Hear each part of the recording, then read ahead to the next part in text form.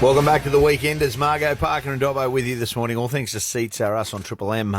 Trent Quinn joins us from iThink Property in Ipswich. Good morning, Trent. How are you, mate? I am very well indeed, thank you. And Margot, yourself? Very well. Hey, Trent, listen, I was driving back from my sister-in-law's place yesterday afternoon. She lives out at Kensington Grove. And at Hatton Vale, there's a big, massive billboard on the side of the road with none other than yourself. Yeah, we've got some signage up and about. We're having a bit of fun at the moment, so things are certainly happening. Hey, Trent, that's not what she said. I'll give you the exact thing. She goes, well... Bad head. No. No, Quite the contrary. opposite. She said, mate, Trent Quinn on a billboard. Geez, he's a good-looking bloke. And I had to scoff in me coffee, to be honest with you.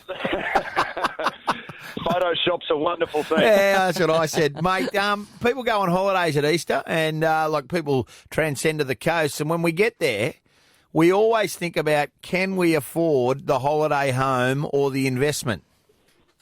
It is, mate, and it's something only my wife and I were talking about the other day because we're going away this week with the kids on holidays and it's peak time and you look at what you pay to be down the coast at this time of the year and you think, gee, well, could we afford to buy one? Now, a poor battling real estate agent from Ipswich, I certainly can't, but there's a lot of people weigh that up. And I suppose when looking at getting an investment property, it's what's the main criteria? Is it to be positively geared? Is it to be negatively geared to assist with tax benefits? Or is it purely, if you're fortunate enough, just to be a destinational purchase where you want something to be able to go to on the weekend or for a couple of weeks a year?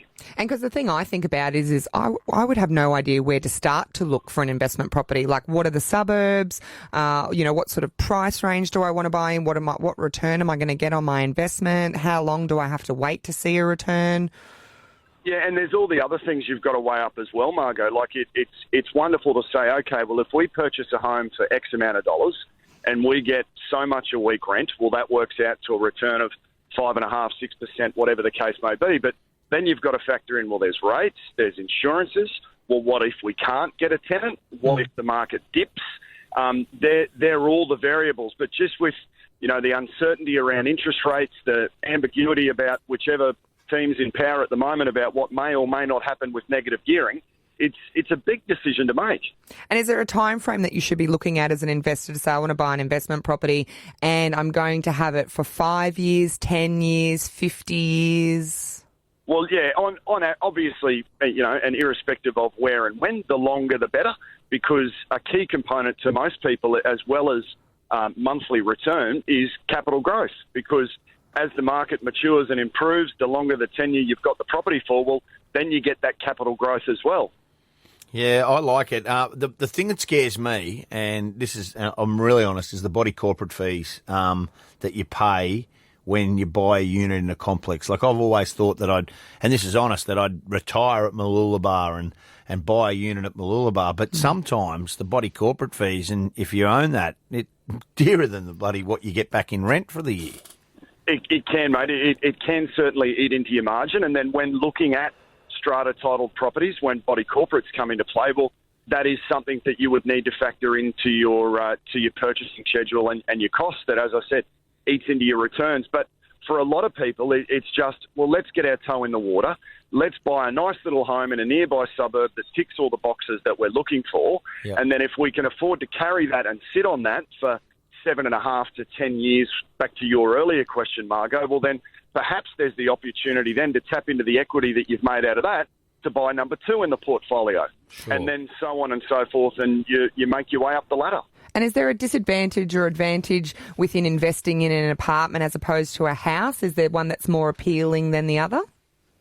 Well, again, Margot, that'd be an individual question that only you could answer on what you want your investment to do for you.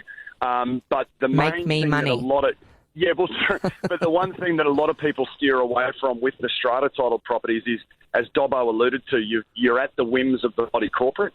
There are certain things you can and can't do, and the additional cost that eats into your return.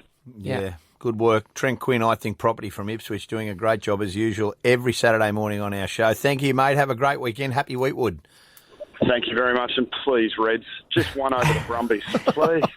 Nice to put a face to the voice too. Oh, God, calm down. Hey, it's that time of the day, 133353, the real estate game. Margot has a property. Had a cracker. And a really good property. You need to guess it. We've got a cracking gift as well, or cracking for the winner. A double pass to Kingston Park Raceway. You and your army versus the Triple M team. Are you game for a Triple M challenge? Book your team now at kingstonpark.com.au. We're giving away a double pass to the Kingston Park Raceway if you know the price of the property. The real estate game up next, 133353, the Weekenders on Triple M.